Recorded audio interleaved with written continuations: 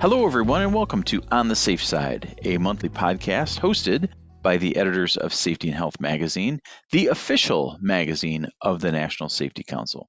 This is Barry Botino, associate editor at Safety and Health, and with me, as always, are my fellow associate editors, Alan Ferguson and Kevin Drewley. Happy New Year, fellas. Happy New Year. Hello, Happy New Year. Well, thank you to everyone for joining us for this 47th episode in our podcast's history.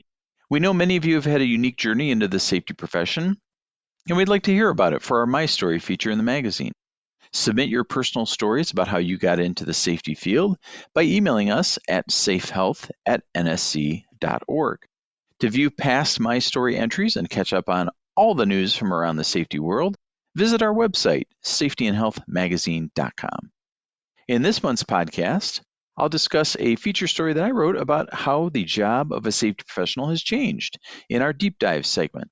We'll also be joined by NSC's Rich Fairfax to discuss changes that went into effect January 1st with OSHA's new record-keeping regulations in our 5 Questions With interview. And we'll share lessons from this month in What Else? The What Did We Learn segment. Is everybody ready? Here we go.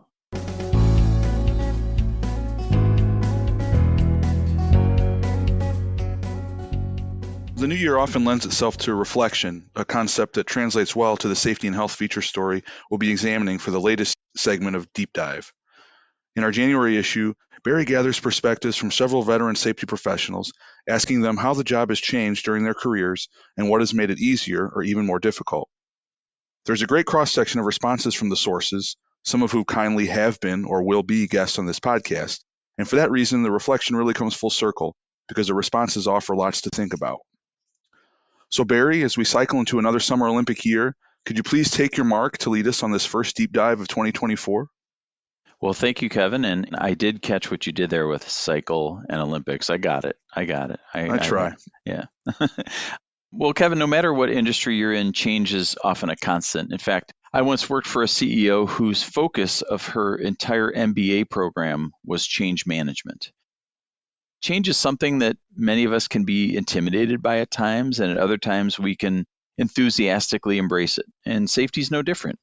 So for our January issue, I had the opportunity to speak with 8 safety and health veterans to talk about that word change, as in, how has a safety professional's job changed? I got some really interesting responses about welcome improvements, about challenges that are created by change, and about efficiencies that have come about from change. Rich Fairfax, who will join us later on in this podcast, he's a principal consultant for NSC Networks here at the National Safety Council, and he spent decades working in the OSHA National Office. He pointed to the advance of safety management systems as a significant change in his over 50 years in safety. And Fairfax said the job has advanced from something that was much more compliance-oriented. For example, he asked, OSHA requires this, do we have it in place? Or there's a state requirement for this or that, do we have it in place? That compliance element, he said, will always be there, of course. But the shift to risk-based assessments is what he says is, quote, the change that we're in today. And he admitted that we're still moving that way, but he said, I think it's going in a good direction. One thing you mentioned in your introduction to the story's technology, what did the experts say about that topic? Well, Alan, as you can imagine, that was a pretty big topic of conversation on the good side and sometimes on the bad side. Technology allows everyone to be more efficient and connected, but it also creates more distractions. Julie Carter is the Director of Safety with Roy Anderson Corporation Contractors, and she said technology is wonderful if it's used right. And she pointed out that her company, for example, uses building information modeling, and that helps determine at the start of projects where they might run into fall hazards before they are actually there. However, the proliferation of safety apps also has Carter kind of wondering if we're going back to more checklist safety. She shared a story of recently watching a colleague do a safety walk. She explained, quote, he was on his phone clicking the boxes. I said, are you talking to people? Are you coaching, mentoring, or are you just auditing? Abby Ferry is the Chief Risk Officer at Insurate, and she said her mind goes to technology adoption when thinking about changes in the profession. And she said, quote, with technology and using technology tools, the cool thing is you don't have to go in step form. You don't have to have suffered through the early version of some app or software platform. You can jump right in and enjoy their latest version. Now, Richard Hawk, who is a professional safety speaker and a columnist and podcaster for Safety and Health, he recently returned to working in the nuclear industry as a full-time safety professional. And he said the testing, surveying, and monitoring instruments I often use were surprisingly improved from his previous time in the industry. Nick Kilbania is the Director of Environmental Health and Safety at Boston Children's Hospital. And Nick said his organization is building its own web-based safety application. And they've been able to move a lot of paper permitting processes online, which has made those efforts so much faster. But the downside of the technology, he said, is being on call 24 hours a day. And Nick added, quote, "There's so much going on that it's hard to disconnect." Were there any other common topics that came about in your discussions? Well, Kevin, one that stood out was from Pam Wolosky, who is the Senior Program Director at Specialty Technical Consultants. And she said that two main themes are emerging as she sees it. One is that occupational safety and health professionals need to be much more nimble in their skill set because of changes such as wearable technologies, robotics, AI, of course, non-traditional workplaces such as people working remote. And because of those changes, safety and health professionals have to constantly be ready to adapt. Similar to what Rich Fairfax said, Pam mentioned that emerging approaches that are more focused on reducing risk and developing effective safety management systems. This can often change how safety pros interact with workers. And she said, quote, "We're learning to build on the strengths that workers bring to their day-to-day work and focus on how to empower them using approaches such as human and organizational performance and safety differently." Though she did say these themes can create challenges. She added that, "I find this evolution to be exciting and refreshing." Jack Jackson is a senior safety consultant at SafeStart, and he mentioned that it's important to discuss the impact of the COVID-19 pandemic on the profession. He said, quote, "From a safety standpoint, we've always talked about health, but I don't think health was as big as it is now, and that's for the better." He said, "You've probably got more hand washing stations than eye wash stations in some workplaces now." And he also made it clear that, quote, "mental health is real." And he said we have to look at that as a concern. Richard Hawk also mentioned health, and specifically mental health. And he said it's taken a little more seriously now in his return to being a full-time safety pro. He said that his team spends time, of course, talking about traditional safety topics, but they also speak in meetings about topics such as depression, anger, improving sleep habits, healthy eating, and problems at home that can affect your concentration at work. One thing I wanted to share from my interviews that didn't make the story was from Nick Kilbania in Boston. He said, quote, "The breadth of our department has expanded significantly even over the past 10 years. As you have more people, you have more projects to put them on. But you can start to experience staff burnout to some extent. Retention can be hard. It's always tough to retain employees for the right price," unquote.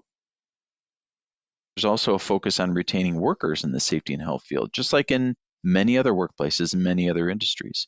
There are many more topics that the experts shared their thoughts on. The print story, in fact, is 5 pages long and it covers a lot of ground. And I'm curious if any of our listeners out there can relate to some or these changes or maybe other changes that have impacted them. Feel free to email us at safehealth@nsc.org. We'd appreciate you sharing the changes that you've seen impacting your career. Well, thank you so much, Barry, for your work on this story. To read this feature, as well as other news from around the safety world, please check out the January issue of Safety and Health magazine or visit safetyandhealthmagazine.com.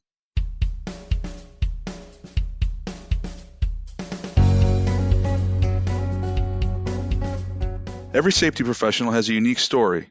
So, what's yours? Safety and Health magazine wants to hear about your path into the occupational health and safety field for our My Story column. You can share your safety origin story by sending a submission to safehealth@nsc.org.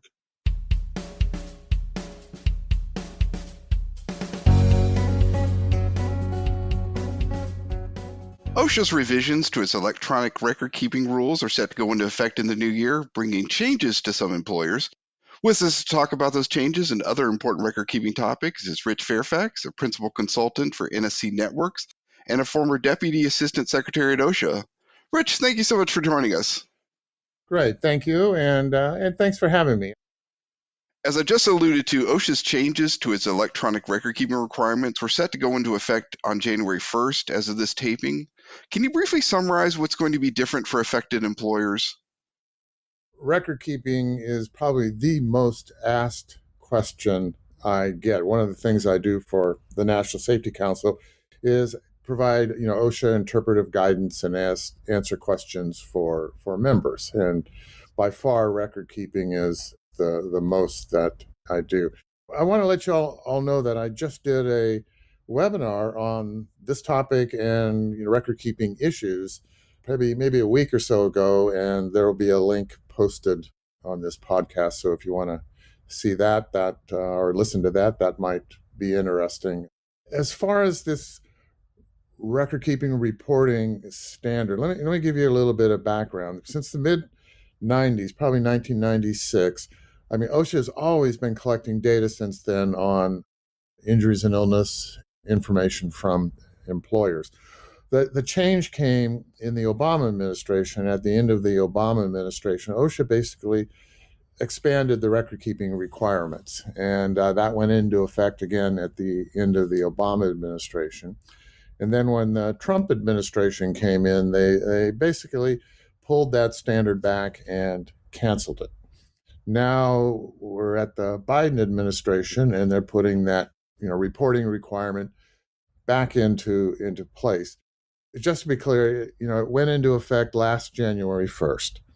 The final due date for people to report their data and information to OSHA is March 2nd of 2024. And let me just say, it's critical that you report. If you don't report and you're required to report, this is something OSHA will be checking on inspections. And if you haven't reported the information and you get an inspection after March 2nd, you'll get a citation and you'll get a penalty for this. So it's in your interest to do that. Now, if you're wondering, about the standard or the regulation, let me just give you a little bit of information before I tell you about the criteria. If you were to Google Federal Register and then write in the number 47256, so that's Federal Register 47256, it will pull you up to the regulation and you can look through it if you have that interest. Otherwise, you can go to OSHA's webpage at www.osha.gov, and you can see the information, find the information on their homepage. Now, what's different about this is this new regulation that went into effect on January 1st is that it divides the reporting criteria into three groups.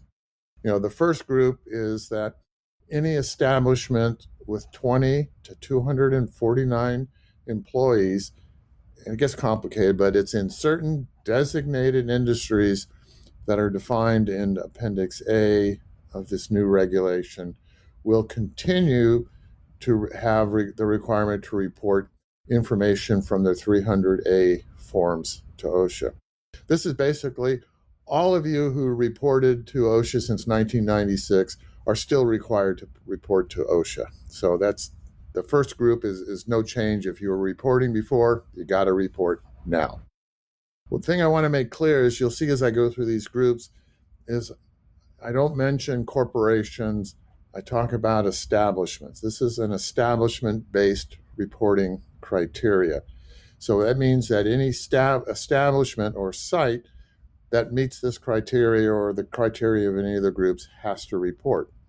For example, if you're a corporation and you have 100 sites across the country, each site would have to report to OSHA if they meet the criteria.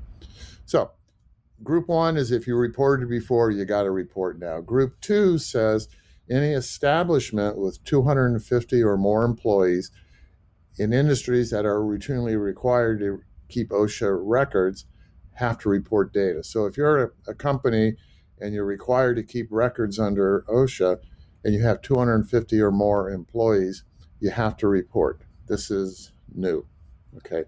And the third group expands it a little bit more and says that any establishment with 100 or more employees in industries that are routinely required to keep OSHA records have to report data. So if you're a company and you're required to keep records under OSHA and you have 250 or more employees, you have to report. This is new, okay? And the fourth group expands it a little bit more and says that any establishment with 100 or more employees in certain designated industries that this time are defined in Appendix B of the standard have to report not only their 300A, but their 300 and their 301 forms. So those are the three groups.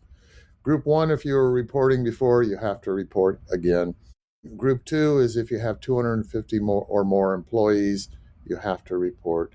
And Group 3, if you have 100 or more employees and your NAICS code is listed in Appendix B, you have to report. So those are the three criteria. Now, as far as reporting, OSHA by now has on its webpage a form called ITA, which stands for Injury Tracking Application. That's Injury Tracking Application, or parens ITA. You can Google that, or you can go on OSHA's webpage, but that is the link you click on to report your data. And you have three ways you can report the data. You can manually enter the data into a web form that's on that link. If you have a CSV file, you can upload it directly. Or lastly, users can use an automated record-keeping reporting form system, and there's an application in there to do that. So if it's an ongoing type thing. Question I get a lot is, what does OSHA do with the data? The main reason OSHA says it collects the information is to use it for compliance assistance and enforcement purposes. Compliance assistance is a good idea, I think, because it identifies high hazard establishments and it provides an avenue for OSHA to offer compliance assistance. I will tell you, from an enforcement perspective, when I was with OSHA, I never liked using this data for enforcement because it's old data. And I found the OSHA inspectors, wasted a lot of time going to places that it had a problem, and then now they've fixed it. The other reason that OSHA uses the data to collect it is just basically for transparency. They want anyone who's interested in injury and illness rates or data or what companies are doing to have access to the data. Short question, a long answer, but I'll turn it back to you folks for the next question. Where do employers typically go wrong in your experience when it comes to OSHA record keeping? The biggest area they go wrong in their record keeping is not understanding what's recordable. For example, first aid cases are not recordable, and you don't have to list that on there. Non-first aid cases are recordable, and a lot of people define, there'll be a minor injury, for example, but it's actually recordable, and they'll look at it and say, wow, this is really first aid. It's not recordable. First aid is actually clearly defined. There's only 14 elements, if you will, under the standard that OSHA regards as first aid case. I'm not going to go through all 14, but I'll go through some of them. If you give somebody non-prescription based painkillers like Advil or Tylenol or aspirin, that's first aid. If you give them over-the-counter painkillers, but you give it to them in prescription strength, that makes it recordable. Or if you're using prescription-based painkillers, that's recordable. Basically, anytime an employee gets a prescription for something, that makes it recordable, and it's not first aid at that point. Administering immunization, such as for TB or something like that, is first aid and not recordable. If somebody has a wound or a burn or an abrasion to their skin, and you respond by cleaning, flushing, or soaking the wound, that's first aid. If you put on a bandage, gauze pads, Steri-strips, or something like butterfly bandages, for example, that also is first aid. Anything beyond that is non-first aid and recordable. If someone has a sore muscle and you use hot or cold therapy, that's first aid. There's a bunch. It's all defined in the standard. I won't go through all of them, but there's basically 14 elements that OSHA defines as first aid. And if it's not one of those first aid, then it makes it recordable. The other thing that probably plays into it the most is a misunderstanding by the company or the employer as far as what makes a workplace and what makes something work related. A lot of things can happen and people think that it's didn't happen in my workplace or it's not work related, therefore it's not recordable. More times than not, they're wrong. If you have somebody that part of their job is they go from facility to facility or they're traveling on the road, that traveling is their workplace. If someone's in the parking lot, that's their workplace. There are some exceptions, there are very few exceptions, but one exception is if you're driving into the parking lot and you get into an accident and you're injured, that's not recordable. But if you park in your parking space and you get out of your car and you slip and fall in the parking lot and break your ankle or something like that, that is recordable. So a lot of people misconstrue the definition. I'll give you one example on this call, and it's kind of funny, but not funny, if you will. But this was in rural Georgia, I think, and this just actually happened a few months ago. The guy got out of his car in the employee parking lot, was walking up the walkway to go into the employee entrance, and he was carrying his bagged lunch with him. And unbeknownst to him, a wild pig came out of the brush, came up behind him, grabbed his lunch, and started to take off. And I have no idea why, and to this day I don't understand why, but the employee proceeded to jump on the pig and try to wrestle his lunch back away from the pig. This is a 400-pound pig. And needless to say, the pig won, and the employee ended up in the hospital. I don't remember what his injuries were, but it was enough that he was hospitalized. And of course, the company called me up and said, surely that's not recordable. We have no control. And that's kind of the key thing. They said, we had no control over what the employee would do or why the employee chose to wrestle the pig. And I had to tell them it was recordable because it happened in the workplace. It happened on their property. And since it happened in the workplace, OSHA regarded it as work-related. So it was recordable. So two other areas employers get in trouble on is the reporting requirements. There's a hospitalization or somebody loses an eye or there's an amputation or something like that. It just takes one person. That's reportable to OSHA, and that is often overlooked, which makes it a citable item and a recordable item.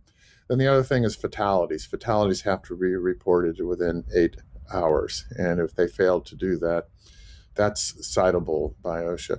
On the reporting for an injury, the employer has 24 hours for that. The mistake employers make, and it's not so much on recordability and adding it to the forms, but I see this time and time again. There's been an incident and an employee is injured, and the employer obviously responds and takes care of the employee.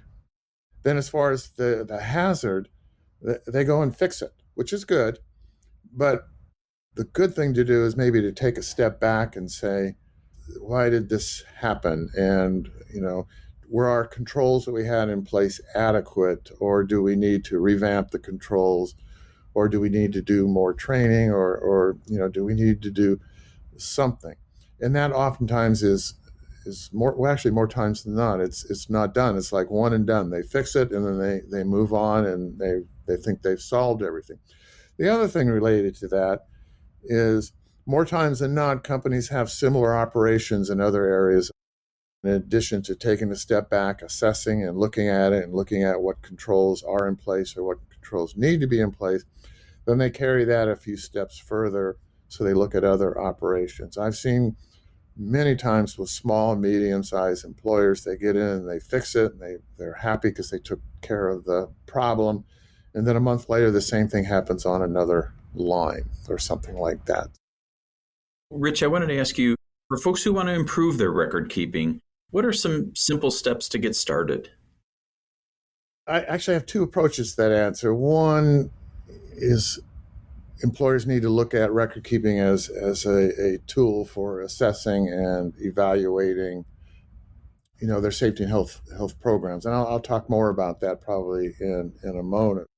A mistake a lot of employers make is it's assigned to somebody that really doesn't want to do it. It becomes a chore rather than a responsibility, if you will. And record keeping needs to be managed. And I mentioned it. It's a tool. Even though it's record keeping and OSHA rates and all that are lagging indicators, they are an important evaluation point for doing assessments and determining, potential serious injury and illness and fatality hazards and things like that. That's probably the first thing employers start doing is looking at it as if they do indeed really want to protect their workers and they do want to have a safety and health management system. That sort of tool or evaluation point is good to use. Now, as far as assistance on record keeping, OSHA gets a lot of criticism, but frankly, their compliance assistance documents, their frequently asked questions documents, their letters of interpretation documents, they have booklets out on record keeping. I have all that stuff, and I use it to answer questions when people contact me. That's good information. And downloading something from OSHA's webpage, for God's sakes, will not generate an inspection. So there's a lot of really good documents and information that OSHA has.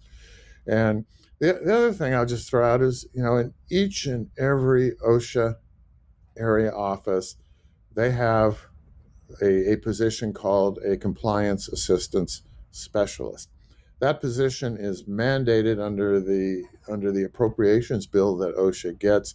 It is disassociated from the enforcement piece with OSHA. And they are not allowed to do enforcement. They are not allowed to report things to the enforcement people.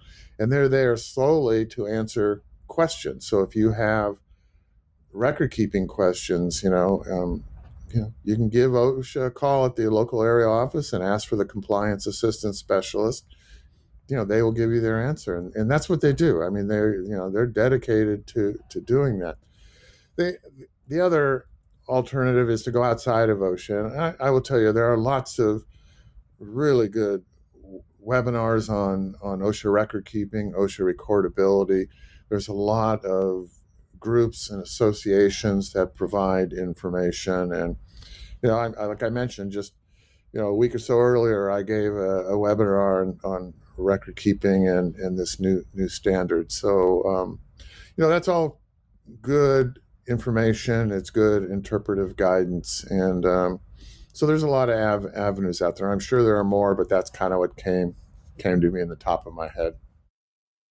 Well, Rich, aside from OSHA compliance, what are some of the other main benefits of employer record keeping? Well, I touched on it on the last one. It's a tool. That one of the key things in workplace safety and health, in my opinion, is implementing a safety and health management system where, you've got the management commitment, employee involvement, the training, the hazard assessment, and the correction or the identification and correction of hazards. The first step in all that, in my mind, falls back on record keeping, especially for small and mid-sized employers, because that information in those records will tune you in, if you will, to where the hazards are, where the problems are, where the potential for injuries and illnesses are. And what a lot of employers do is they take the record keeping, and even though a near miss, for example, where something happened but nobody was hurt, thank goodness, they tie those two things together. So they're coupled together, even though they're separate entities, and they use those to identify hazards. They use that to assess the risk.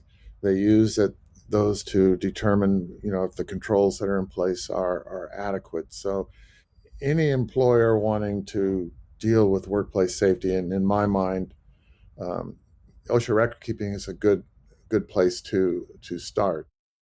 It provides an avenue, like I said, for assessing serious hazards and correcting them.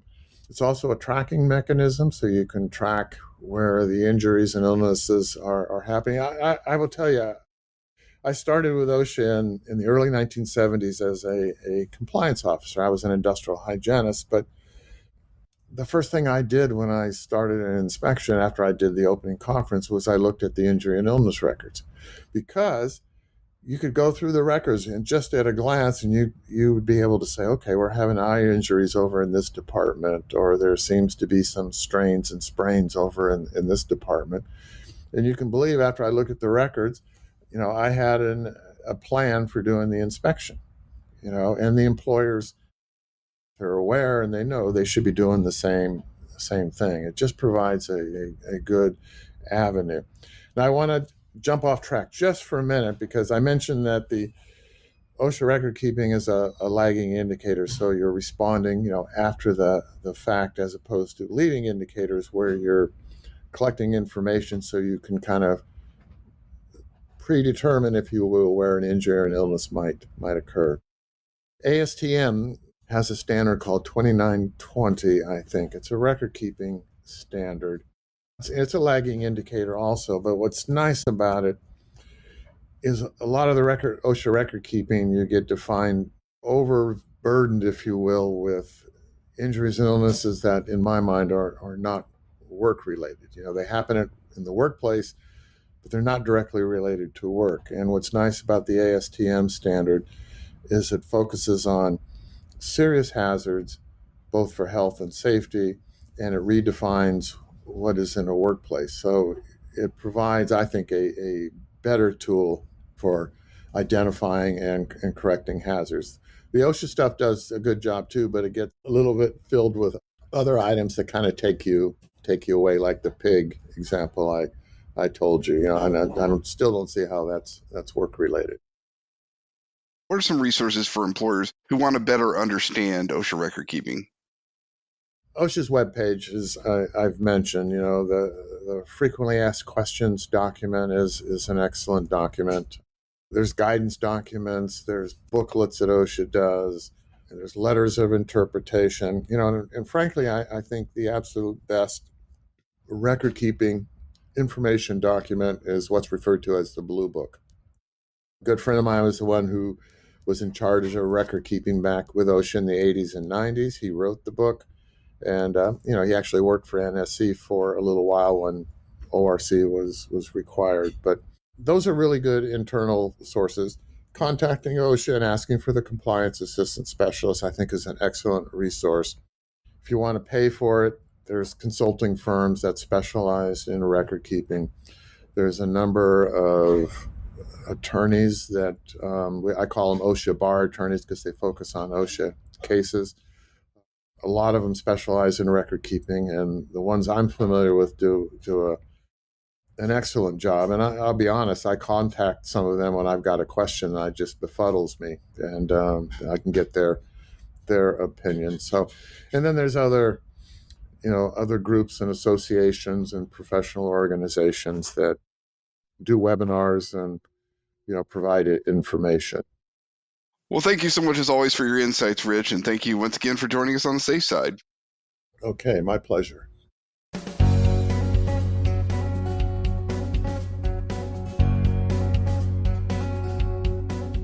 I have only come here seeking knowledge. So sang the Police, Better Them Than Me, in the song Wrapped Around Your Finger in 1983.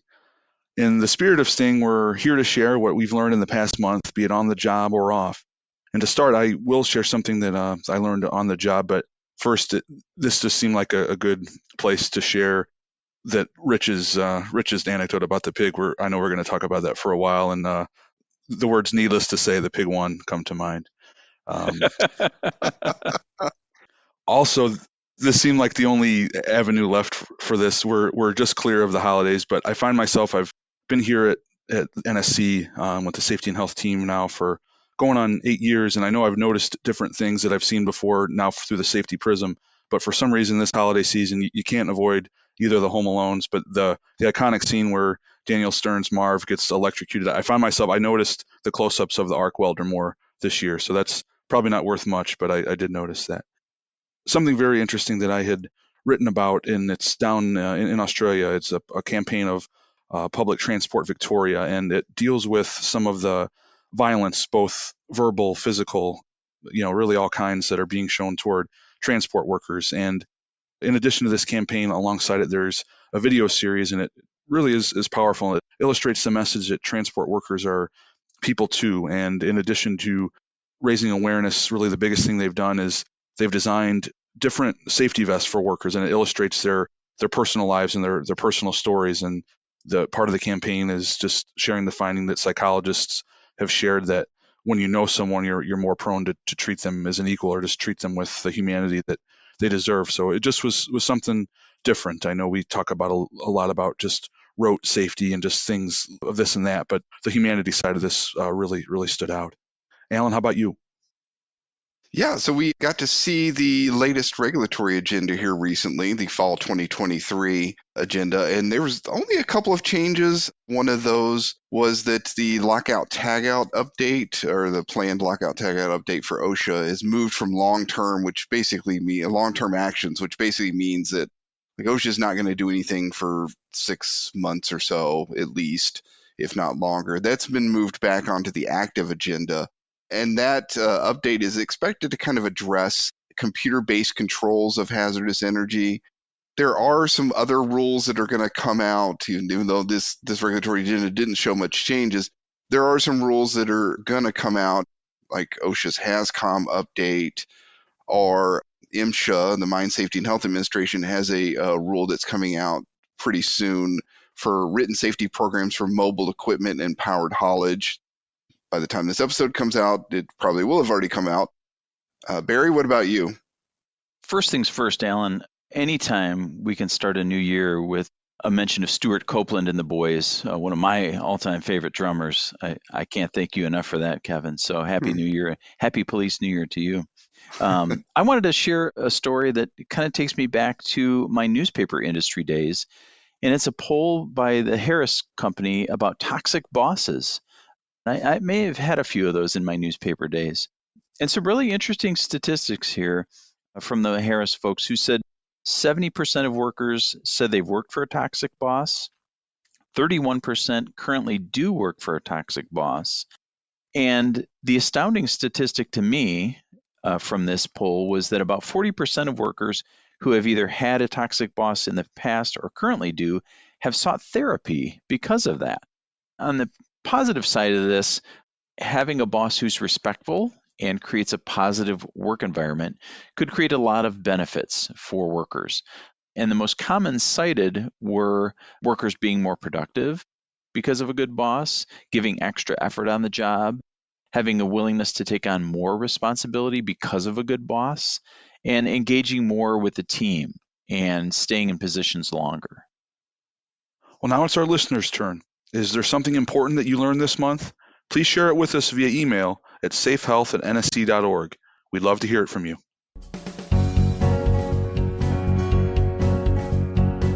Thank you, everyone, for joining us for this month's episode. We know that your time is very valuable, and we appreciate you spending some of it with us. We encourage you to visit safetyandhealthmagazine.com/podcast to check out all of our past episodes. We'd also appreciate you rating, reviewing, or spreading the word about this podcast.